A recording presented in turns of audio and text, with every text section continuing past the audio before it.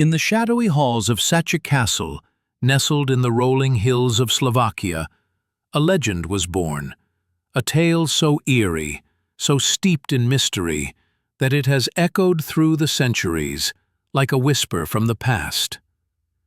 The name of Elizabeth Bathory, Countess of Hungary, is etched in history as one of the most enigmatic women to have ever lived.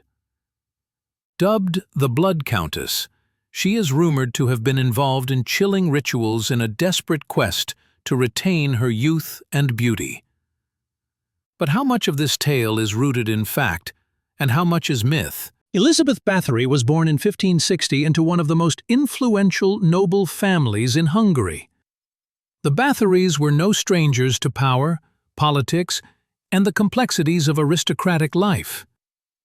From a young age, Elizabeth was described as intelligent, determined, and strikingly composed. Her education rivaled that of any male aristocrat. She was fluent in several languages and well-versed in science, astronomy, and philosophy. But alongside her intellect grew an intense and sometimes volatile nature. Some historical accounts claim that she witnessed disciplinary practices on the family estates that were typical of the time, and she may have also experienced health conditions that influenced her behavior. At the age of 15, Elizabeth was married to Count Ferenc Nadasdy, a formidable military leader known as the Black Knight of Hungary. Their marriage, though arranged, appeared functional. Ferenc was frequently away at war, defending the borders of the kingdom, while Elizabeth managed their vast estates, including the imposing fortress of Cachtice. She bore him several children and maintained her duties with efficiency. But after her husband's death in 1604, strange rumors began to surface. Stories began to circulate quietly among the villagers. Young girls who came to work at the castle seemed to vanish, with explanations ranging from illness to misfortune. As more disappearances were noted, so too did the concern grow. Whispers spoke of troubling behavior behind castle walls, unsettling routines, and a noblewoman growing increasingly withdrawn. And always at the center of the stories was the Countess, portrayed as both meticulous and obsessed with youth. One of the most enduring legends tells of a servant girl who, while brushing Elizabeth's hair, accidentally caused her discomfort. The Countess, in frustration, allegedly reacted strongly and later noticed that the skin touched by the girl's blood appeared more youthful. This moment, according to legend, inspired Elizabeth to explore increasingly unusual methods to preserve her appearance. In 1610, King Matthias of Hungary initiated an official investigation. Witnesses were questioned and hundreds of statements were collected. These testimonies spoke of irregular treatment of servants, unorthodox rituals, and conduct considered inappropriate for a noblewoman. Elizabeth's close aides and staff were arrested and interrogated. Some admitted to questionable involvement, while others portrayed the Countess as strict and intensely private. The number of alleged incidents varied wildly. Some reports suggested 30, others claimed hundreds. However, Elizabeth herself was never brought to formal trial. As a noblewoman, her status complicated legal proceedings. Instead, she was quietly confined to her chambers within Cachtice Castle, where she remained until her death 4 years later. Her burial, initially in the village church, was later moved, though the exact location remains unknown. In the centuries since, the legend of Elizabeth Bathory has grown far beyond historical fact. She has been depicted in novels, films, and folklore as a figure both terrifying and fascinating. Yet modern historians continue to debate the truth behind the myth. Some argue that Elizabeth, as a powerful widow, became a convenient target for political and financial interests.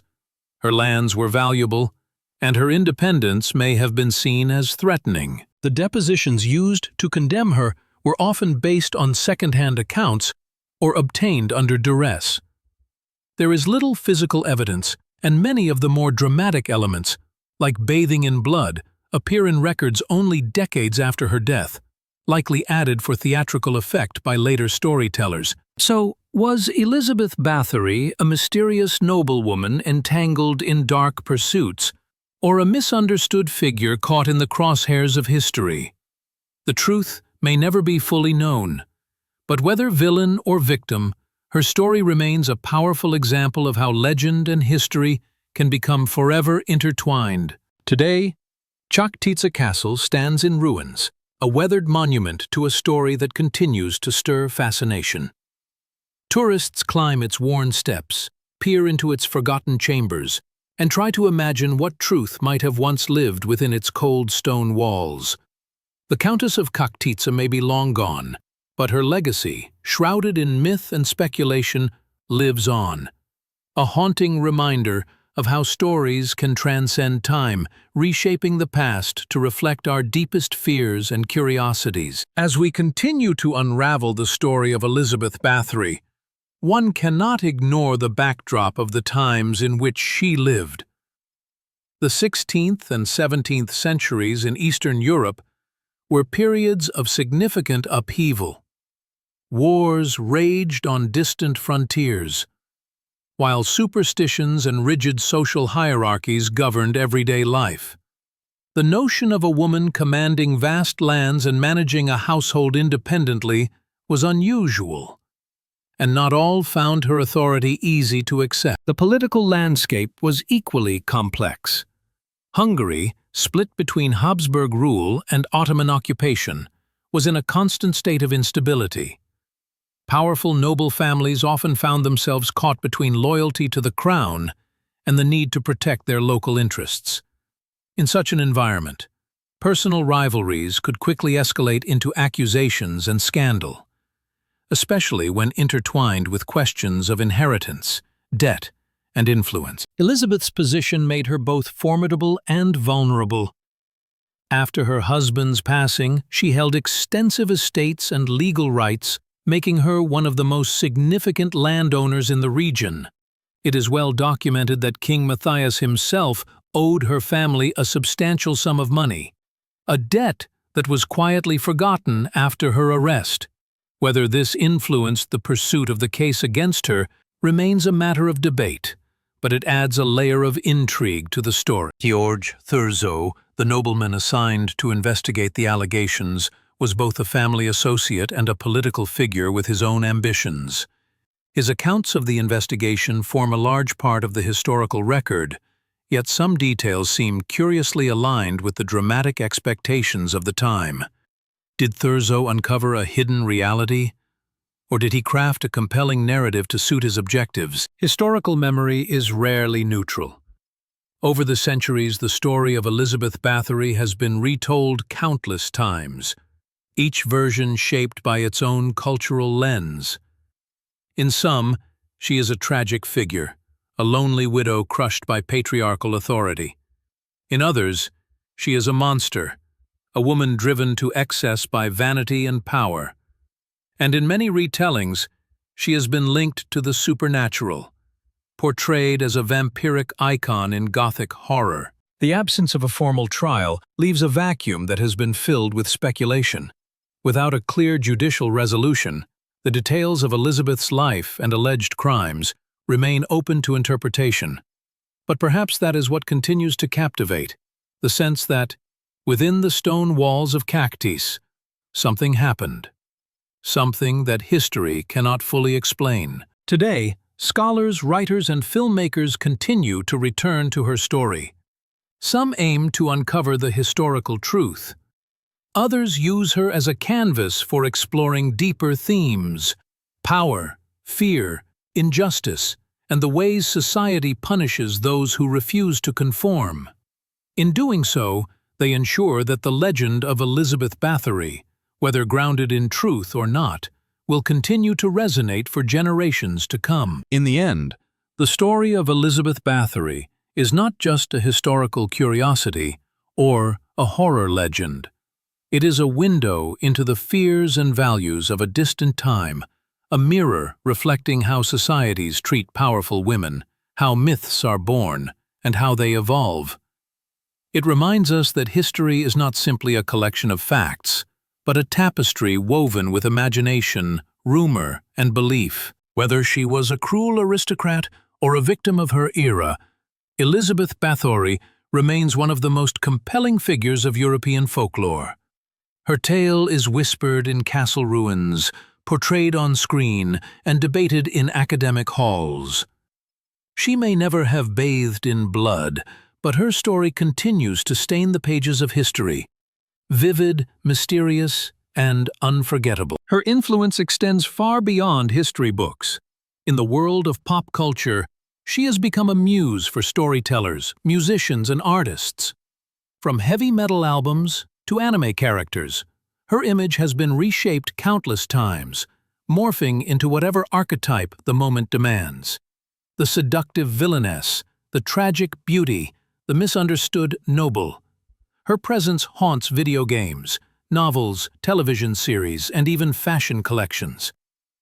The fascination is not just with her alleged crimes, but with what she represents. An enduring symbol of how the allure of beauty and power can captivate and disturb in equal measure. Contemporary interpretations often blend horror with empowerment. Some feminist scholars have revisited Bathory's life through a modern lens, arguing that the myths surrounding her reflect deep-seated societal anxieties about female authority and aging. They suggest that the monstrous image of the blood-bathing Countess could be a metaphor for society's discomfort with women who step outside traditional roles. Rather than a historical villain, she becomes a canvas upon which society projects its fears. Others prefer a psychological approach, exploring what kind of pressures, isolation, or mental health issues might have influenced her behavior.